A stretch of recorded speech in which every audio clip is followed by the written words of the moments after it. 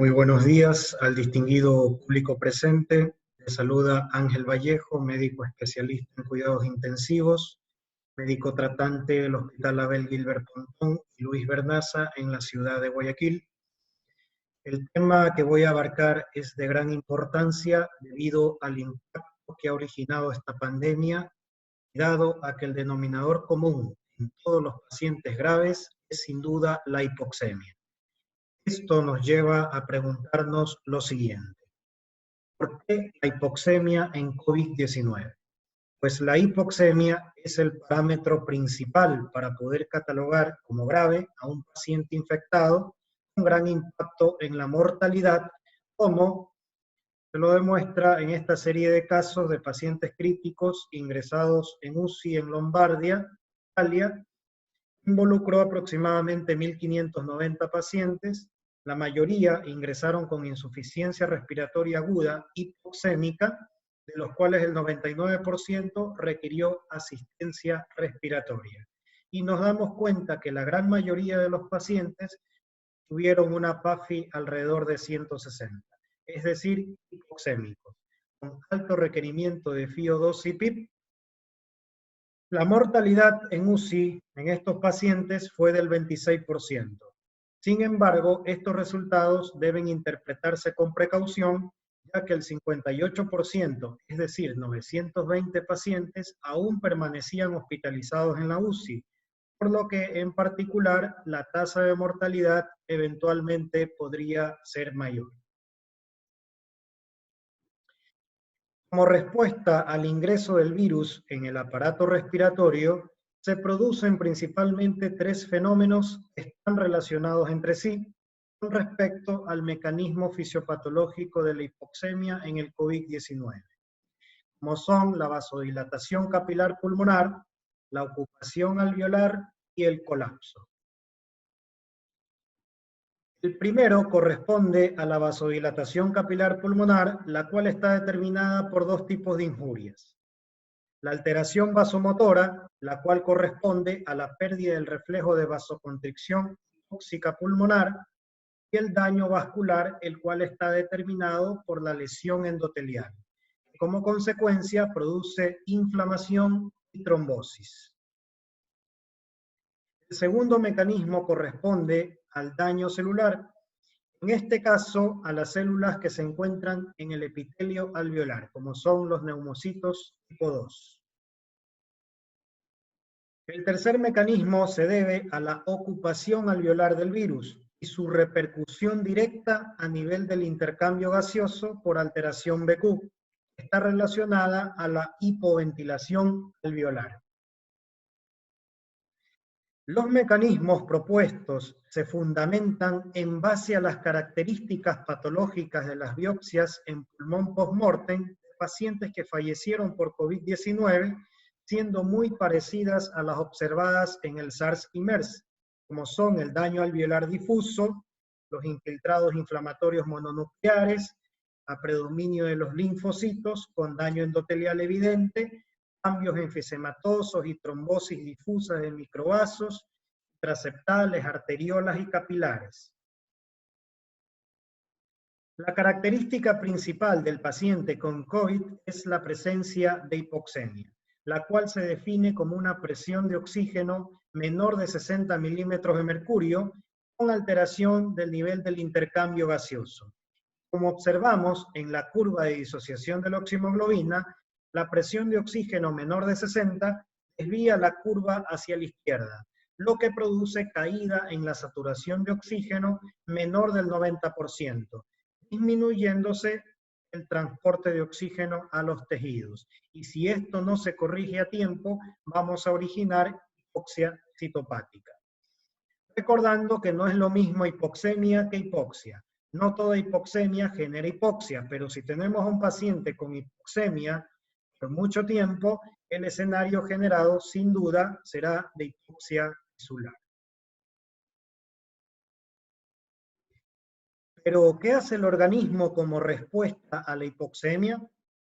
Recordemos que la hipoxemia es el estímulo para la activación de quimiorreceptores periféricos, aórticos y carotídeos y centrales a nivel del tronco encefálico, la cual responde como mecanismo de compensación aumentando el volumen minuto, que es la frecuencia respiratoria, y el volumen corriente.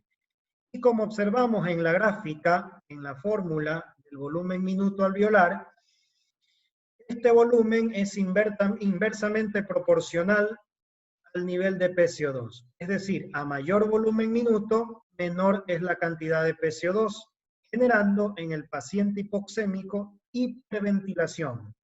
Y eso lo podemos observar en la gasometría como alcalosis respiratoria, lo cual se traduce en el paciente en aumento de su trabajo respiratorio. Aquí observamos lo antes mencionado, la relación entre el volumen minuto con la PCO2, la cual muestra que a mayor volumen minuto, menor es la cantidad de PCO2 y viceversa. Si la alcalosis respiratoria es sostenida, va a desviar la curva de disociación de oximoglobina aún más hacia la izquierda, como se ve reflejado en la gráfica, disminuyendo así la presión y saturación de oxígeno, con lo que se produce más hipoxemia, incluso con alta probabilidad de producir hipoxia tisular. Otro efecto importante que produce el volumen minuto aumentado como respuesta a la hipoxemia es el aumento de la presión negativa intratorácica y el efecto que ésta produce a nivel de la resistencia de los vasos intraalveolares. Para aquello, recordemos algo de fisiología respiratoria en la cual los pulmones en estado de reposo, es decir, sin trabajo muscular, la presión atmosférica es igual a la presión intraalveolar, es decir, 0 o 760 milímetros de mercurio a nivel del mar. Menos 5 corresponde a la presión intrapleural y este menos 5 se debe a que el retroceso elástico del pulmón es mayor que el retroceso elástico de la pared torácica, creándose un gradiente de presión y este es el menos 5 de la presión pleural. Recordando también que el principal determinante de la distensión alveolar es la presión transpulmonar, que es la diferencia entre la presión intraalveolar menos la presión intrapleural. Como vemos, el resultado es una presión transpulmonar positiva, es decir, de distensión, lo cual mantiene el alveolo abierto. En la siguiente gráfica, un paciente que tiene volumen minuto normal, en inspiración, cuando hay trabajo muscular, se produce una presión intraalveolar negativa, la presión pleural está más negativa, y como consecuencia vamos a tener una presión transpulmonar más positiva en reposo, produciéndose la apertura alveolar, pero dentro de los límites fisiológicos, con el consiguiente ingreso del aire atmosférico. Pero, ¿qué sucede en el paciente que tiene un volumen minuto aumentado, ya sea por frecuencia respiratoria, volumen corriente o ambos, durante la inspiración como consecuencia de la hipoxemia? Pues a mayor volumen minuto, mayor presión negativa intraalveolar e intrapleural, y como consecuencia una mayor presión transpulmonar positiva fuera de límites fisiológicos, ocasionándose sobredistensión alveolar, y esto se traduce en mayor respuesta inflamatoria y lesión autoinfligida pulmonar en el paciente, lo que se conoce como PCILI. Este aumento de la presión intratorácica, secundario al aumento del volumen minuto, como vemos en la gráfica, la relación entre el volumen pulmonar y la resistencia vascular en relación a los vasos intraalveolares, vemos que a mayor presión negativa, es decir, a mayor volumen pulmonar, mayor es la resistencia de los vasos intraalveolares, originándose como respuesta la vasoconstricción vascular pulmonar secundario a la elevación de la resistencia. Esta respuesta se convierte en un mecanismo de compensación ante la hipoxemia y es la vasoconstricción pulmonar hipóxica, como vemos en la gráfica, la que deriva el flujo desde los alvéolos poco ventilados a los bien ventilados, mejorando así la relación BQ, evitando la progresión de la hipoxemia. Como vemos aquí, las zonas de West, en las bases, observamos alvéolos que están ocupados de forma parcial o total por secreciones. Originan hipoxemia y como mecanismo de compensación se produce vasoconstricción ya mencionada, derivando el flujo hacia las zonas con mejor ventilación, originando una relación BQ más homogénea. Lo que sucede en la fisiopatología del SARS-CoV-2, el virus se une a la enzima convertidora de angiotensina, que convierte la angiotensina 2 en angiotensina 1,7, la cual tiene efecto vasodilatador a nivel capilar pulmonar. Y con esto se produce la pérdida del reflejo vasoconstricción hipóxico con el consiguiente vasodilatación. Lo que quiere decir que aumenta el flujo en alvéolos que no están bien ventilados, empeorando así la relación BQ, incluso llegando al shunt, es decir, áreas no ventiladas, ya que el alvéolo está totalmente ocupado, pero bien refundidas. Otro factor que contribuye a la vasoplejía inducida por el SARS-CoV-2 es el daño endotelial, el cual produce una gran respuesta inflamatoria, induciendo vasodilatación con aumento de la permeabilidad, con la trasudación de líquido hacia el alvéolo, aumento de la perfusión con respecto a la ventilación, inhibiendo el reflejo vasoconstrictor hipóxico, perpetuando la alteración BQ y la hipoxemia. Este daño endotelial produce éstasis vascular e hipercoagulabilidad, lo cual induce a la aparición de trombosis en vasos pulmonares, con lo que se produce otro mecanismo de hipoxemia que se conoce como espacio muerto, el cual corresponde a zonas ventiladas pero no perfundidas por la presencia de trombos, generando alteración en el intercambio gaseoso con alteración BQ alta, es decir, mayor de 1.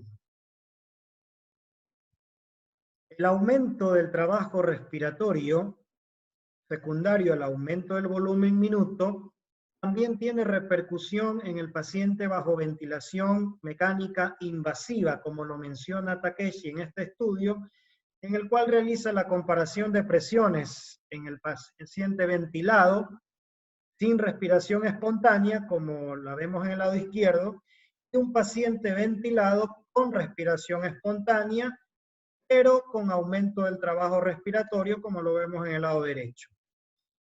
En el primero, la presión intraalveolar, como está bajo ventilación con presión positiva, es de más 30. La presión pleural es más 10, la presión capilar más 12. La presión transpulmonar es de más 20, originando distensión alveolar dentro de cierto límite. Y la presión transvascular, que es la diferencia entre la presión capilar y la presión pleural, es de 2, evitando así la trasudación del líquido intersticial hacia el alvéolo. En el segundo caso, donde hay aumento del trabajo respiratorio, la presión transpulmonar es de más 50, produciendo sobredistensión por aumento del volumen minuto, y la presión transvascular es de más 28, con lo que se produce la sudación del líquido intersticial hacia el alvéolo, empeorando así el intercambio gaseoso por ocupación alveolar. Aquí tenemos en la gráfica la explicación de la vasoplejía por COVID, la cual muestra que si un paciente que está hipoxémico y con aumento del trabajo respiratorio secundario a un importante esfuerzo inspiratorio vigoroso, se va a originar una serie de fenómenos, como es el Billy, alteración en los vasos sanguíneos, estiramiento y deformación, aumento del edema.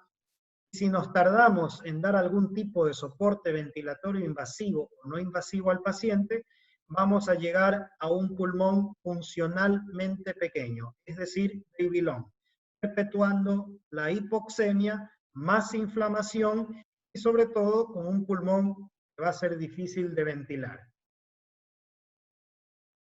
El otro mecanismo de hipoxemia en el COVID-19 es la ocupación alveolar, produciéndose hipoventilación con la consiguiente alteración BQ. Puede ir desde la ocupación parcial del alveolo, es decir, relación BQ menor de 1 pero mayor de 0, hasta la ocupación total del alveolo, generando el denominado shunt o cortocircuito con una relación BQ igual a 0, en la que no hay ventilación alveolar con respecto a su perfusión.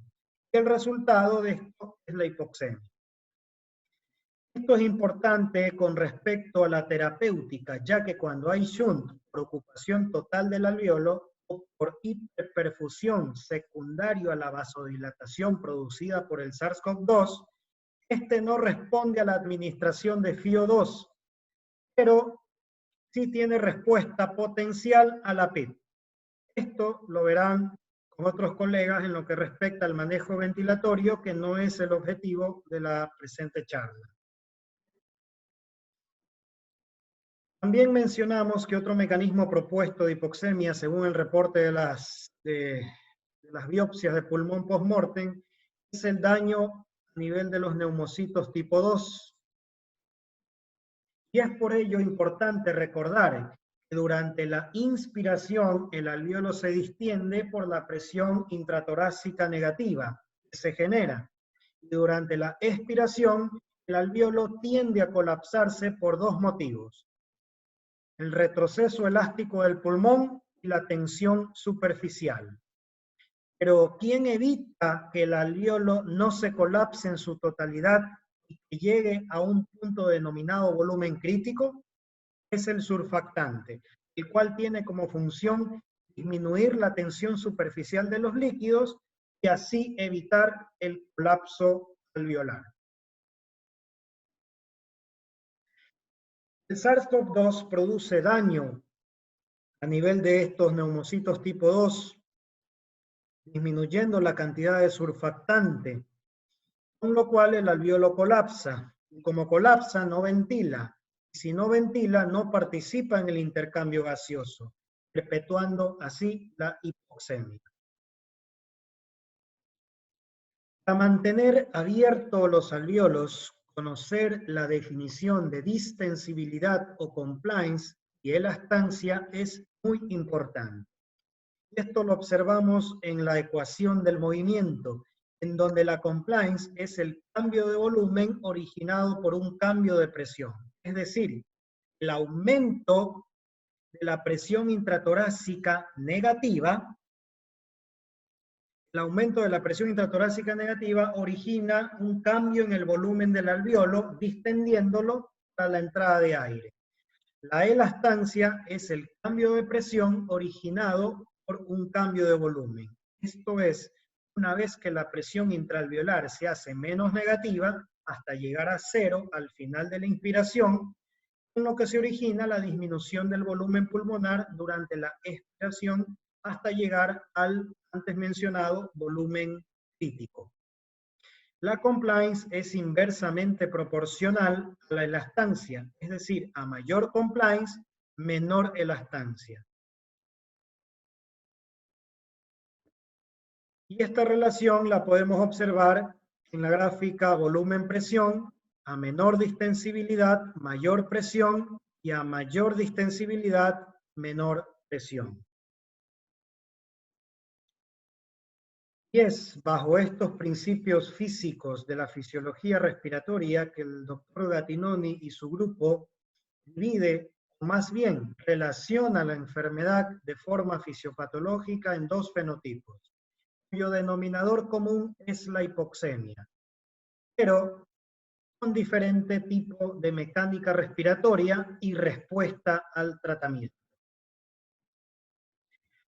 El fenotipo L, cuyas características son las siguientes: compliance normal, relación BQ baja, baja reclutabilidad, infiltrados y edema escasos, por lo cual el peso pulmonar es normal, y la capacidad funcional residual cuasi normal. Es decir, Estos pacientes, como tienen compliance normal, un cambio de volumen no origina mayor cambio en la presión intratorácica. Y la distensibilidad es normal porque los alvéolos solo están ocupados de forma parcial, con lo que su distensibilidad se mantiene y responden bien a FiO2. Como no están colapsados, porque tienen normal o baja elastancia, no responden bien a la administración de PIP. Es decir, son alvéolos no reclutables. Y se produce hipoxemia secundario a la alteración BQ menor de 1 o mayor de 0. Es decir, aquí no hay shunt. El siguiente fenotipo observado fue el tipo H, cuyas características son las siguientes.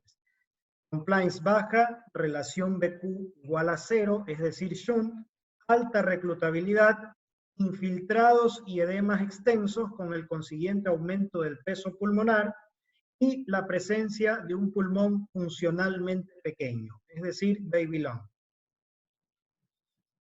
Estos pacientes, como tienen compliance baja, un cambio de volumen sí origina cambios en la presión intratorácica.